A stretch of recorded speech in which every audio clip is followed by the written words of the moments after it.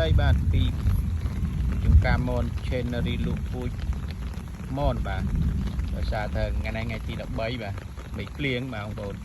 អត់បានបេះមនជូនភ្ញៀវទេបាទពួកភ្ញៀវក៏មកបាទណាអាចជាថ្ងៃបេះបានបាទបងប្អូនបាទពេលព្រឹកនេះភ្ញៀវពេលព្រឹកបេះអត់បានទេដោយសារតែមេឃភ្លៀងបាទកាលណាមេឃភ្លៀងបេះអត់បានទេវាសើមបាទសើមយើងអាចបេះបានទេបាទបងប្អូនបាទនេះគឺទីតាំងស្ថិតនៅឃុំសម្រិតឃុំសម្បូរស្រុកសត្វដំបូងខេត្តកំពង់ធំបាទនេះនាំបងប្អូនមកមើលសភាពពេលមេឃភ្លៀងបាទនេះភ្លៀងទុំក្រហមផ្អឹសបាទទុំច្រើនមែនតើតែដោយសារតែមេឃភ្លៀងបេះអត់បានបាទអរគុណច្រើនបាទ